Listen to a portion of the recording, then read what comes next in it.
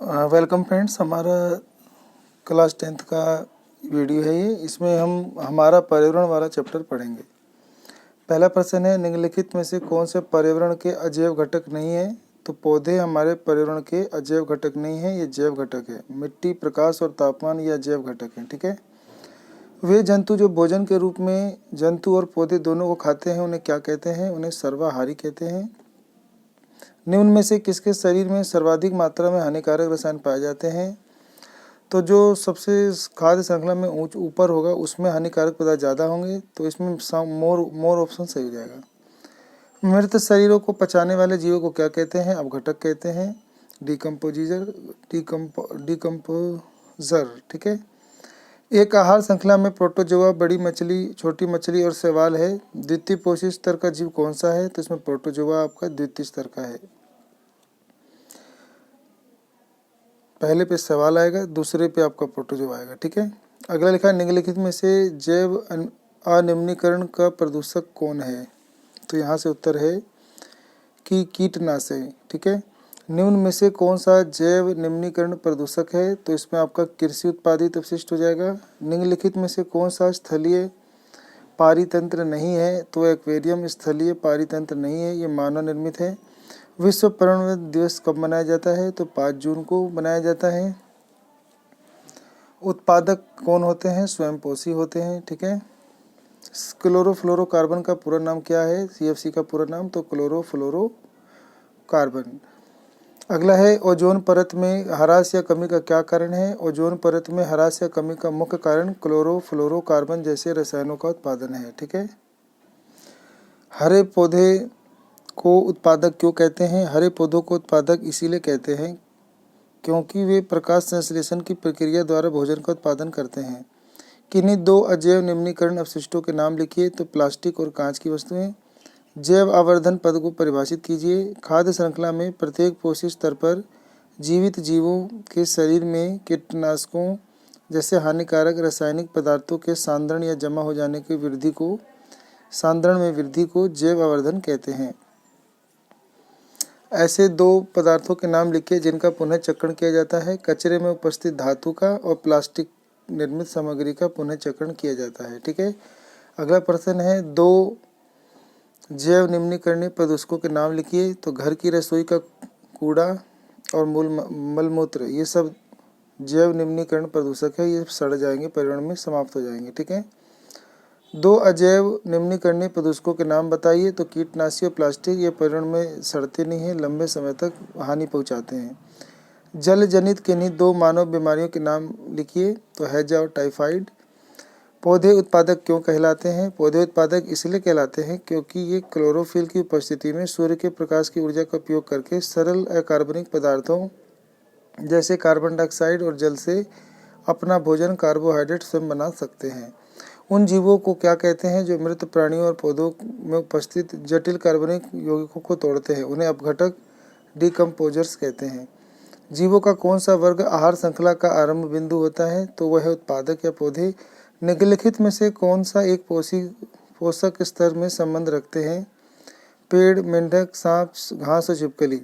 तो पेड़ और घास समान पोषी स्तर से संबंध रखते हैं क्योंकि दोनों ही उत्पादक हैं। ठीक है। अगला है, निम्नलिखित से बनी आहार श्रृंखला बताइए। इनमें से बनानी थी सांप से, बाज से, चूहे और पौधे से। तो पहले पौधा आएगा, पौधे के बाद चूहा, फिर सांप, फिर बाज। उस प्रक्रिया का नाम बताइए जिनमें हानिकारक रसायन आहार श्रृंखला में प्रवेश करते हैं और प्रत्येक पोषी स्तर पर संचित होते जाते हैं। वो है जैव आवर्धन, बायोलॉजिकल मैग्निफिकेशन। घास, मेंढक, सांप और कीटों की बनी आहार श्रृंखला में हानिकारक रसायनों का संकेंद्रण कहाँ पर अधिकतम होगा? तो सांप में होगा क्योंकि वह उच्च पोषी स्तर पर होता है। ओजोन का स्तर घटने से होने वाले हानिकारक प्रभाव को लिखिए। तो ओजोन का स्तर घटने से त्वचा कैंसर बढ़ेगा और वनस्पति पर कुप्रभाव होगा। ठीक है। यानी बहुत सारे वनस्पति और बैक्टीरिया मर जाएंगे। 4 पोषी स्तरों वाली आहार श्रृंखला बनाइए। तो घास, कीड़ा यानी कीट, फिर मेंढक और सांप। एक जलीय आहार बनाइए। तो शैवाल, प्रोटोजोआ, छोटी मछली, फिर बड़ी मछली। ये बहुत इंपॉर्टेंट है।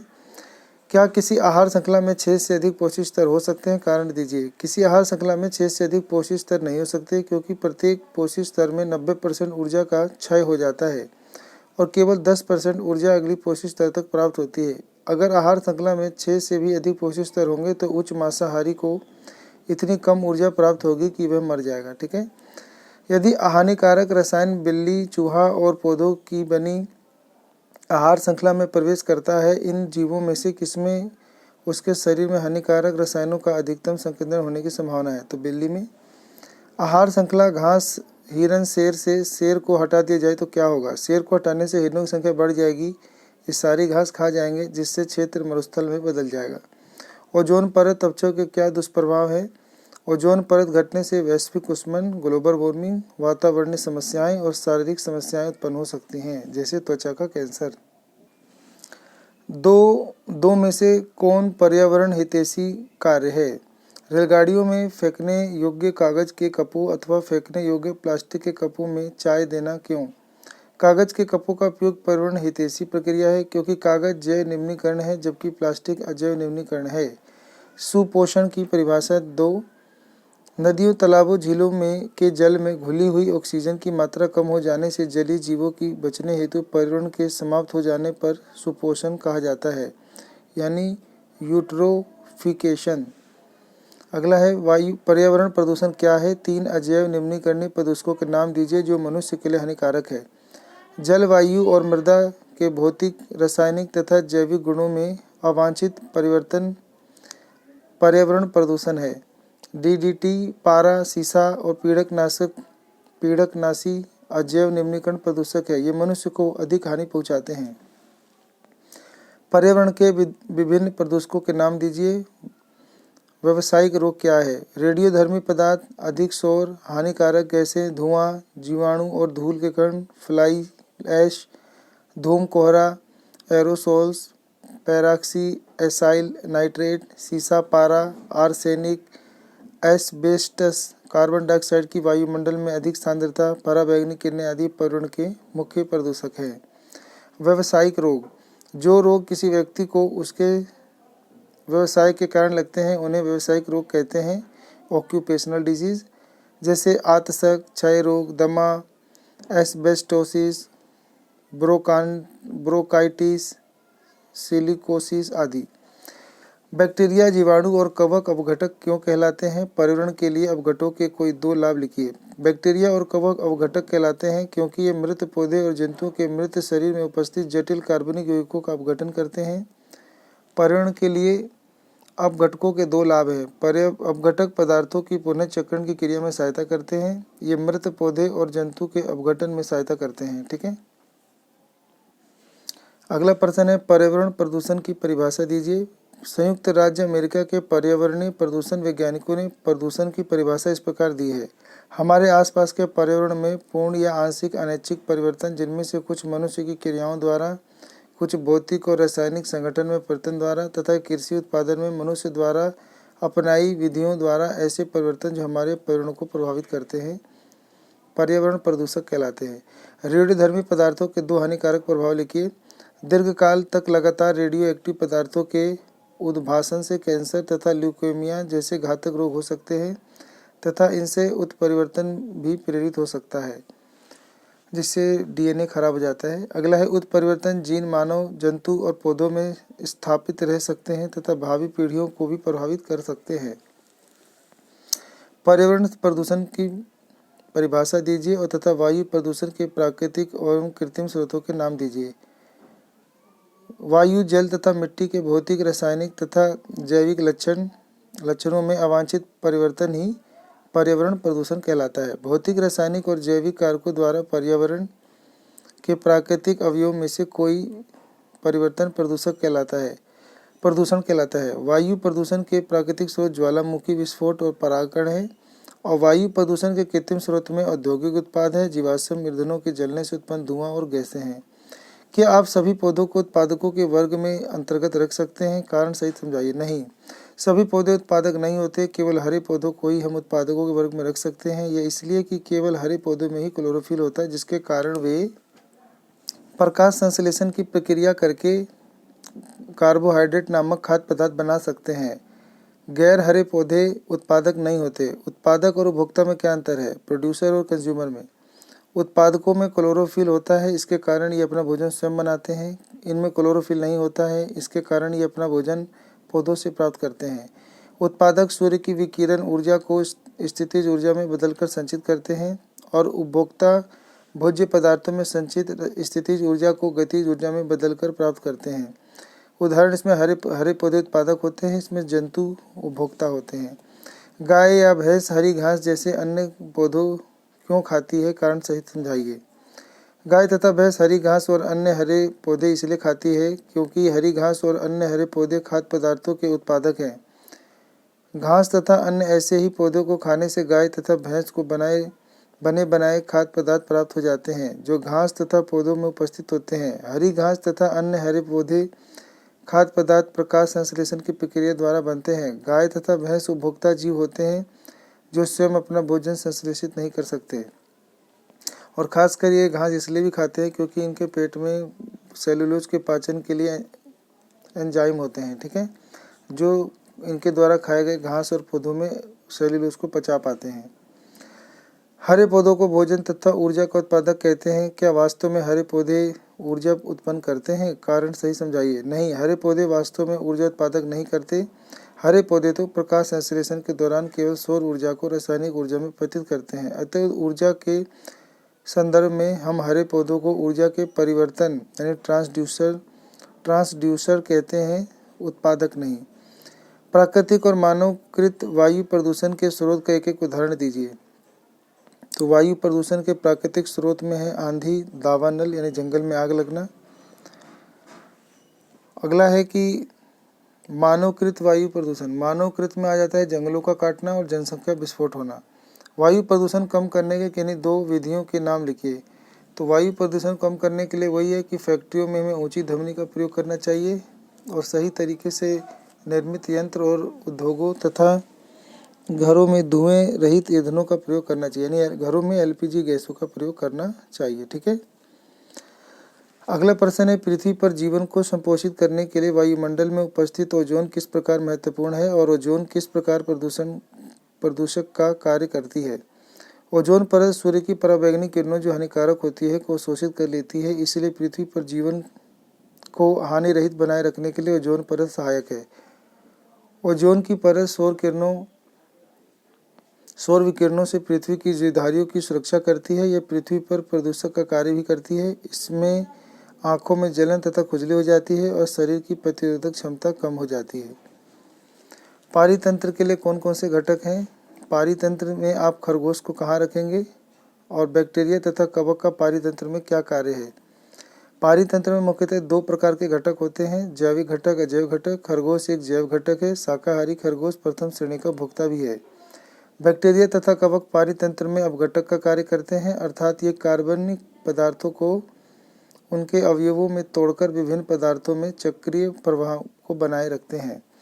पादप, पवलक तथा प्राणी पवलक क्या है, प्रत्येक का एक उदाहरण दीजिए। जल की सतह पर स्वतंत्र रूप से प्लावित यानी तैरते हुए सूक्ष्म जलीय पौधे पादप पलवक कहलाते हैं।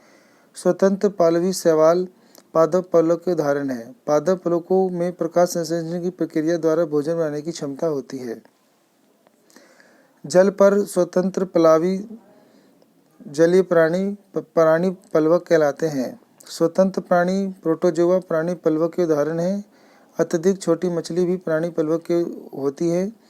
पलवक जल की सतह के समीप होते हैं और कई मछलियां तथा दूसरे जलीय प्राणी के लिए भोजन उपलब्ध कराते हैं। निम्नलिखित एक खाद्य श्रृंखला का उदाहरण है, घास, टिड्डा, मेंढक, सर्प और मोर। यदि उस क्षेत्र के सभी मेंढक हटा दिए जाएं तो इस खाद्य श्रृंखला के विभिन्न पोषक स्तरों के सदस्यों पर क्या प्रभाव पड़ेगा। मेंढक टिड्डों को खाते हैं, इसलिए जब मेंढक हटा दिए जाएंगे तो टिड्डों को खाने वाला कोई नहीं होगा, जिससे उस क्षेत्र में टिड्डों की संख्या बहुत बढ़ जाएगी। अब टिड्डे घास खाते हैं, टिड्डों की संख्या बहुत बढ़ जाने से बहुत घास खा जाएंगे, जिससे उस क्षेत्र में घास की कमी हो जाएगी। सांप मेंढक खाते हैं, मेंढकों को हटा देने से सर्पों को पर्याप्त भोजन नहीं मिल सकेगा, जिससे कुछ सर्प भुखमरी से मर जाएंगे और सर्पों की संख्या कम हो जाएगी। सुपोषण क्या होता है, इसके हानिकारक प्रभाव को बताइए। जल में मलमूत्र के अत्यधिक बहने से जल पलवकों की वृद्धि होती है। इसकी अत्यधिक संख्या से जल में विलेय ऑक्सीजन की मात्रा कम हो जाती है और जल प्लवकों के मर जाने पर उनके सड़ने के कारण ही जल में घुली अधिकांश ऑक्सीजन की मात्रा में कमी आ जाती है। अतः पोषकों को अत्यधिक संभरण तथा शैवालों की वृद्धि अथवा फलने फूलने के फलस्वरूप जल में ऑक्सीजन की मात्रा में कमी आने की प्रक्रिया को सुपोषण कहते हैं। सुपोषण के प्रभाव से मछलियों की संख्या में कमी आ जाती है। सुपोषण से अलवणीय जल में रहने वाले जंतु भी प्रभावित होते हैं। ठीक है, यानी पानी में रहने वाले जंतु मर जाते हैं ऑक्सीजन की कमी से और प्रदूषण से। एक प्रश्न है यहाँ पे कि मृदा अपरदन क्या है, इसके क्या प्रभाव हैं। मृदा अपरदन प्राकृतिक कारकों जैसे जल तथा वायु मृदा की ऊपरी परत को हटाने के लिए उत्तरदायी हैं। इस प्रक्रम को मृदा अपरदन सोइल इरोजन कहते हैं। मृदा अपरदन का कारण है तीव्र वर्षा मिट्टी की अनावृत ऊपरी परत को बहा ले जाती है। धूल भरी आंधी से मृदा अपरदन होता है। मनुष्य के क्रियाकलाप से मृदा अपरदन होता है। मनुष्य द्वारा बढ़ते आवासों और शहरी क्षेत्र के विकास से बहुत बड़े क्षेत्र वनस्पति विहीन हो जाते हैं। वनस्पति का आवरण टूट जाने से नम्न भूमि पर वायु तथा जल का सीधा प्रभाव पड़ता है, जिससे मृदा का अपरदन होता है। एक प्रश्न है हमारे पास कि हमारे द्वारा उत्पादित अजैव निम्नीकरणीय कचरे से कौन सी समस्याएं उत्पन्न होती हैं। अजैव निम्नीकरणीय रसायन खाद्य श्रृंखला के माध्यम से जैविक आवर्धन प्रदर्शित करते हैं। हानिकारक रसायनों का संचयन जीवधारियों के लिए हानिकारक होता है। अजैव निम्नीकरण पदार्थों के संचित होने से जल प्रदूषण, वायु प्रदूषण, मृदा प्रदूषण होता है। जल, वायु तथा मृदा के प्रदूषित होने का प्रभाव जीवधारियों पर प्रत्यक्ष या अप्रत्यक्ष रूप से होता है। अगला है अजैव निम्नीकरण पदार्थों के कारण पारिस्थितिक असंतुलन उत्पन्न होता है। अजैव निम्नीकरण पदार्थ नालियों में संचित होकर जल प्रवाह को रोकते हैं और सीवर को अवरुद्ध कर देते हैं। अजैव निम्नीकरणीय पदार्थों के संचय होने से पदार्थों का पुनर्चक्रण प्रभावित हो जाता है। पारितंत्र किसे कहते हैं, इसके जैव घटक कौन से हैं। पारितंत्र जैव संसार की स्वयंधारी इकाई होती है, जो पौधे और जंतुओं जैसे जीवों के विभिन्न समुदायों तथा उस क्षेत्र की मृदा, जल, वायु तथा खनिजों जैसे अजैव घटकों से मिलकर बनती है। पारितंत्र के जैव घटकों में निम्नलिखित चीजें शामिल हैं: उत्पादक, उपभोक्ता और अपघटक। उत्पादक को प्रोड्यूसर कहते हैं। उत्पादक वे जीव होते हैं जो प्रकाश संश्लेषण की प्रक्रिया द्वारा भोजन तैयार करते हैं, उदाहरण के हरे पौधे। उपभोक्ता वे जीव होते हैं जो अन्य जीवों को खाते हैं या उपभोग करते हैं, सभी जंतु भोक्ता हैं। अपघटक जब पौधे तथा जंतु मर जाते हैं तो अपघटक जीव उनके मृत शरीर का अपघटन करके उन्हें सरल रासायनिक तत्वों या पदार्थों में परिवर्तित कर देते हैं। ये तत्व तथा पदार्थ फिर से प्रकृति के पोषक भंडारण में पहुंच जाते हैं तथा मृदा, जल भंडारों और वायु में पहुंच जाती है। अम्लीय वर्षा क्या है और इसके दो हानिकारक प्रभाव लिखिए। अम्लीय वर्षा घनी आबादी और बड़ी संख्या में फैक्ट्रियों के चारों ओर आने वाले क्षेत्रों में क्यों होती है। वायु में उपस्थित नाइट्रोजन तथा सल्फर के ऑक्साइड वर्षा के जल के साथ मिलकर क्रमशः नाइट्रिक अम्ल तथा सल्फ्यूरिक अम्ल बनाते हैं और वर्षा के साथ ये पदार्थ पृथ्वी के नीचे आ जाते हैं। इसी को अम्लीय वर्षा कहते हैं। इसके हानिकारक प्रभाव: इससे मिट्टी अम्लीय हो जाती है, जिसके कारण इसकी उर्वरकता में कमी हो जाती है। अनेक ऐतिहासिक स्मारकों, भवनों और मूर्तियों का संक्षारण हो जाता है और घनी आबादी तथा फैक्ट्रियों के चारों ओर के क्षेत्र के वायु को प्रदूषित करने वाली सल्फर डाइऑक्साइड या सल्फर ट्राइऑक्साइड तथा नाइट्रोजन के ऑक्साइड की मात्रा अधिक होती है। अतः यह गैसें वर्षा के साथ मिलकर क्रमशः हाइड्रोजन सल्फाइड और हाइड्रोजन नाइट्रेट बनाती हैं। ये अम्लीय वर्षा के साथ साथ पृथ्वी पर अम्लीय वर्षा भी करते हैं। एक प्रश्न है यहाँ पे, पर्यावरण संबंधी नियम क्या है, इन्हें लागू करने की आवश्यकता क्यों है। बढ़ती जनसंख्या, तकनीकी विकास तथा औद्योगिकरण के कारण हमारा वायुमंडल प्रदूषित होता जा रहा है। मानव ने अपने स्वार्थ के लिए वनों को काटना, पक्षियों और जानवरों का मारना शुरू कर दिया, जैविक संपदाओं का दुरुपयोग करना शुरू कर दिया। इन सबसे पारिस्थितिक संतुलन बिगड़ गया है। वायुमंडल में पारिस्थितिक संतुलन बनाए रखने के लिए विभिन्न देशों ने और अंतर्राष्ट्रीय स्तर पर यूनेस्को ने पर्यावरण प्रदूषण रोकने के लिए कई कानून बनाए हैं। यही पर्यावरण संबंधी अधिनियम कहलाते हैं।